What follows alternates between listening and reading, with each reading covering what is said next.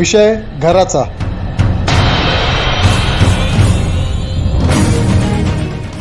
घर गगनचुंबी इमारत आलिशान असो किंवा सामान्य माणसाचं चाळीतलं घर असो, घरासाठी माणूस दिवस रात्र कष्ट करतो. आयुष्य निघून जातं एक छोटंसं घर घेण्यासाठी. असाच एक विषय गोरेगावमधील सिद्धार्थनगर पत्राचाळीचा. विषय गंभीर आहे. काही दिवसांपासून मुंबई तक व IBN लोकमत ह्या 2 न्यूज चॅनलने पत्राचाळ विषयाचा वापर करून खासदार संजय राऊत यांच्यावर हल्ला चढवला. याबद्दल तेथील रहिवाशांनी निषेध नोंदवला आहे आणि या रहिवाशांचं या चॅनलबद्दल काय म्हणणं आहे ते आपण जाणून घेऊया. माझं नाव सुरेश व्यास, पत्रकाराचा रहिवासी मी आहे. गेल्या वीकमध्ये 2 इलेक्ट्रॉनिक मीडियावाले आज तक व ABN लोकमत हे आमच्या पत्रकारितेच्या आमच्या लोकांशी संवाद साधायला आले. आम्ही त्यांच्याशी आमच्या व्यथा सांगितल्या, आम्हाला काय त्रास आहे त्याच्याबद्दल आम्ही चर्चा केली. पण जेव्हा आम्ही ते व्हिडिओ बघितलं आम्हाला खूप दुःख झालं. आमच्या खांद्यावर बंदूक ठेवून त्यांनी निशाणा श्री संजय राऊत यांच्यावर ठेवलं. आमचा आणि संजय राऊतचा पत्रकारितेमध्ये काही संबंध नसताना उगाच हा राजकीय पेच घडवलं आणि त्यांनी आपला TRP वाढवायचा प्रयत्न केला. त्याचा आम्ही निषेध करतो. ठाकरे सरकार आमच्याबरोबर आहे, सुभाष देसाई आमच्याबरोबर आता पहिले होते, आत्ता पण आहे, पुढे पण राहतील. आमचं मार्ग मोकळा होईल त्याची आम्हाला आशा आहे. माझं नाव परेश चव्हाण आहे. मी पत्रकारितेचा सभासद आहे. ही पत्रकार ॲक्च्युली 1948 सालापासून आहे आणि भाडेतत्वावर इथे 672 घरं होती. ती लोक ही सगळी म्हणजे अनधिकृत बांधकामापासून आम्ही जवळजवळ 60 ते 70 वर्ष ह्या जागेला वाचवलं होतं.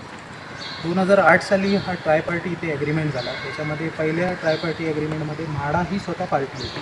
विकासक त्यावेळेला गुरुवाशी डेव्हलपर होता आणि 672 घरं होती. ॲक्च्युली 2008ला हे चालू झाला प्रकल्प, पण 2010पर्यंत ही जागा खाली झाली नाही आणि परत विकासकाला त्यावेळेला फायनान्शियल प्रॉब्लेम्स आले म्हणून त्यांनी म्हाडाकडे एक हे विनवणी केली होती की आम्हाला फंड रेज करण्यासाठी NOC द्यावी आणि तिथे खरा पेच झाला.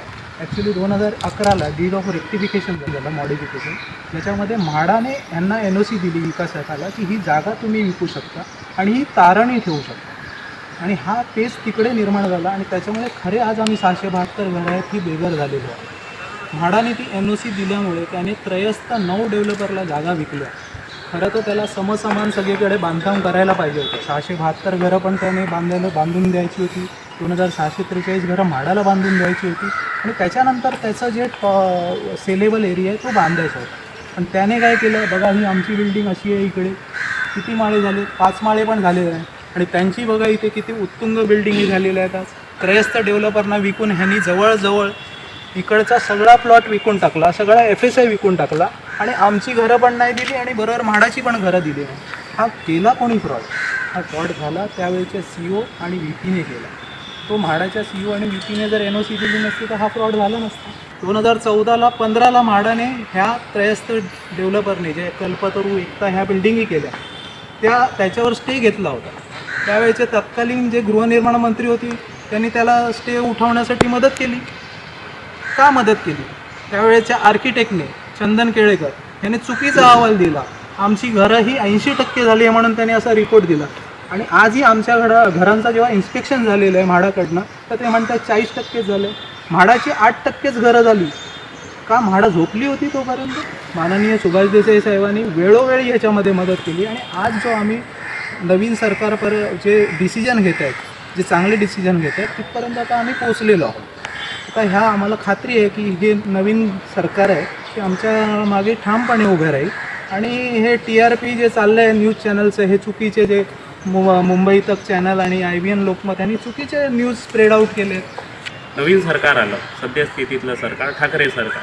ठाकरे सरकारने आल्या जानेवारी 2020ला त्यांनी असा निर्णय दिला की हा प्रकल्प आता फक्त म्हाडाच करणार, म्हाडानीच करावा. आमची पण सर्वांची इच्छा आहे की हा प्रकल्प म्हाडानीच करावा, त्याच्याशिवाय आम्ही सुटणार नाही. कारण ह्याच्या अगोदर पण लोखंडवाला येऊन गेला, त्याच्यानंतर गुरु आशिष आला, नंतर HDL आला. सर्वांनी आमच्या तोंडाला पानं फुसली. आमची 10 एकरची लँड कमी होत 4 एकरवर आलो आम्ही. म्हणजे आमचं सर्वस्व गेलं. आज आमची 12 वर्ष आम्ही घराबाहेर आहोत. आम्हाला 5 वर्ष घर भाडं मिळालं नाही. पण हे ठाकरे सरकार आल्यावर सकारात्मक सगळ्या दिशेने कामं चालू झाली आणि आम्हाला एक आशा पल्लवी झाली की आता आपलं घर मिळणार. आणि त्या दिशेने कामं सुरू होती. माननीय सुभाष देसाई उद्योगमंत्री हे इकडचे रहिवासी, गोरेगावचे रहिवासी, आमच्या पत्राताळीचे रहिवासी, त्यांनी वेळोवेळी आम्हाला प्रथमपासून त्यांनी मदत केली आहे. ते आमच्यात युतीचं सरकार असताना ते आमच्याबरोबर मोर्चाला पण होते माडाच्या, त्यांनी लीड पण केलेला. असे नेते आम्हाला इथे लाभले आहे म्हणून आम्ही आज ह्या दिशेपर्यंत पोचलो आहे. नाही तर आम्हाला कुठे आम्ही असतो आहे आम्हाला माहीत नाही. असे भरपूर प्रोजेक्ट मुंबईत असेच रखडत पडले आहेत बिल्डरच्या चुकांमुळे, कोर्टात प्रलंबित आहे, त्याला कोण वाली नाही. पण आम्हाला एक वाली मिळाला. पण हे काही दिवसापूर्वी हे मुंबई तक चॅनल, IBN लोकमत चॅनल, ह्या चॅनलनी येऊन स्वतःचा TRP वाढवण्यासाठी आम्हाला आमच्या खांद्यावर बंदूक ठेवून त्यांनी आपलं काय काम करायचं ते करून गेले. आम्हाला वाटलेलं ते आमच्यासाठी आले, आमच्या व्यथा सरकार दरबारी सुनावण्यासाठी आल्या, पण तसं काय झालं नाही. 6-7 वर्ष इथे कोणी आलं नाही न्यूज चॅनल, आज कोणतंही आलं नाही. आज त्यांनी आमचा वापर केला आणि ते पूर्ण मुंबईभर त्यांचं ते चॅनल यूज करतात आहे. आणि आम्ही असं आमची हालत आहे ना, आम्हाला 12 वर्ष आम्ही घराबाहेर आहोत. आज जवळजवळ आम्हाला 6 वर्ष भाडं नाही आहे. एकेका रहिवाशांची अशी परिस्थिती आहे ना, एकाने तर भाडं नाही म्हणून गळफास घेतलेला आहे.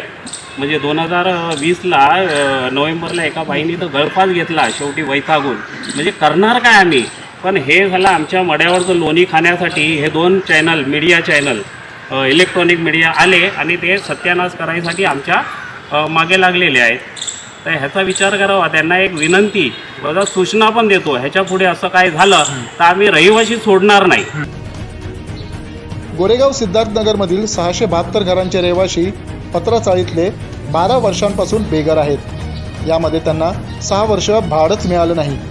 मरण यातना सहन करत हे रहिवासी मृत्यूच्या दाढेत अडकून पडले आहेत. रहिवाशांचं म्हणणं आहे की म्हाडा आणि बिल्डरचं साठलोटा असल्यामुळे आम्हाला हे दिवस पाहायला मिळत आहेत. त्यात न्यूज चॅनलवाल्यांनी TRPसाठी आमच्या भावनांचा वापर केला आहे. आम्हाला आमचं घर कधी मिळेल या आशेवर हे रहिवासी आहेत. मुंबईहून थेट भेट